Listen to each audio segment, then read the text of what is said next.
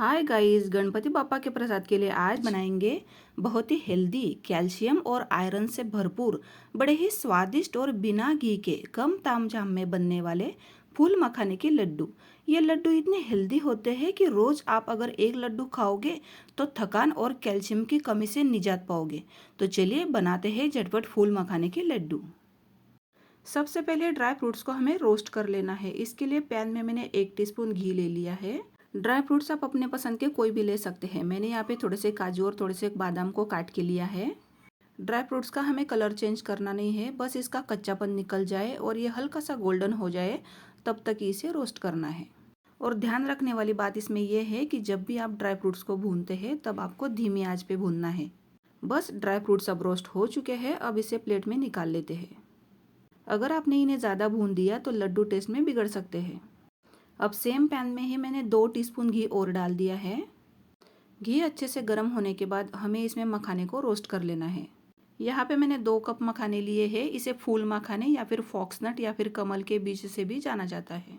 मखानों का हमें colour change करना नहीं है, इसे भी हमें धीमी आंच पर ही भूनना है और तब तक भूनना है जब तक ये क्रंची ना हो जाए।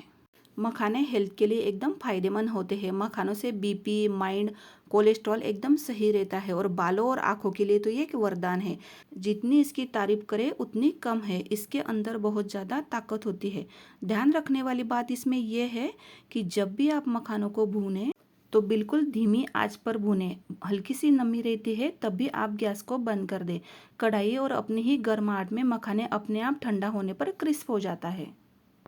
3-4 मिनट मखाने को अच्छे से रोस्ट कर लिया है, लेकिन अभी भी इसमें थोड़ी सी नमी बची हुई है। लेकिन कोई बात नहीं, ठंडा होने के बाद ये अपने आप से क्रिस्प हो जाते हैं। मखाने पूरी तरीके से ठंडा होने के बाद आराम से टूट रहे हैं और अच्छे से क्रिस्प हो गए हैं।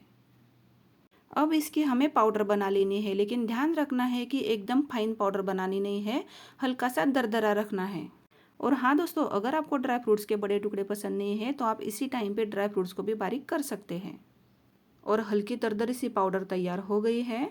अब इसे एक बाउल में निकाल लेते हैं।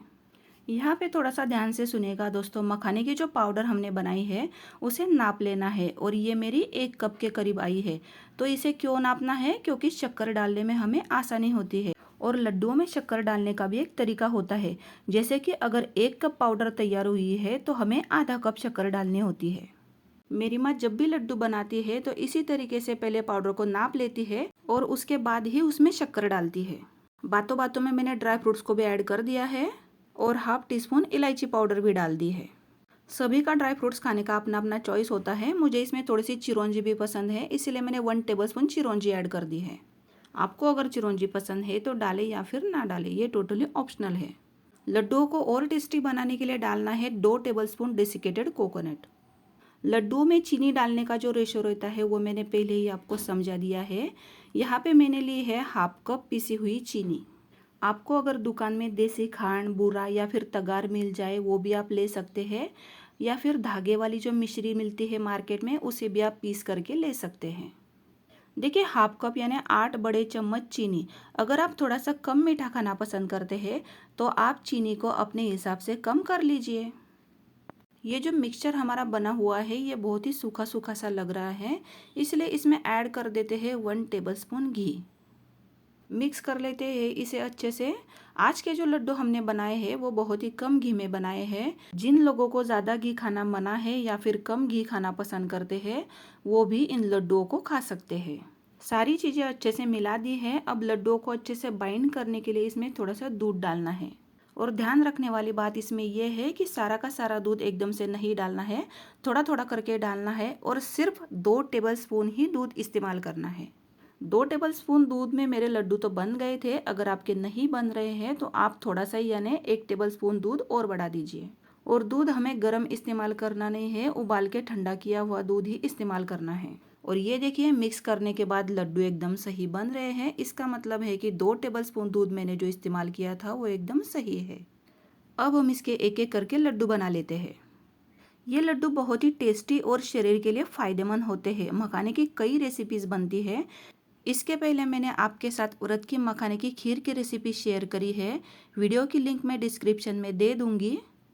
बातों बातों में एक लड्डू बन गया है। इसी तरीके से कम घी में सिर्फ 5 मिनट में मखाने के लड्डू बना लेते हैं।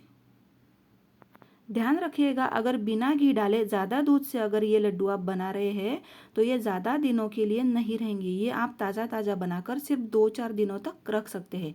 लेकिन अगर आप मेरे तरीके से ये लड्डू बना रहे हैं तो आप इसे एयरटाइट कंटेनर में रख के फ्रिज में 7-8 दिनों तक स्टोर कर सकते हैं। सारे लड्डू हमने बना लिए हैं, वो भी सिर्फ 5 मिनट में 1 टेबलस्पून घी में, और बिना मावा, बिना किसी चाशनी और ना कोई झंझट के। ये हेल्दी मखाना लड्डू गणपति बापा के प्रसाद के लिए बनाए और पूरी फैमिली के साथ इन्हें एंजॉय करें। और कमेंट में मुझे बताएं कि कैसे बने हैं।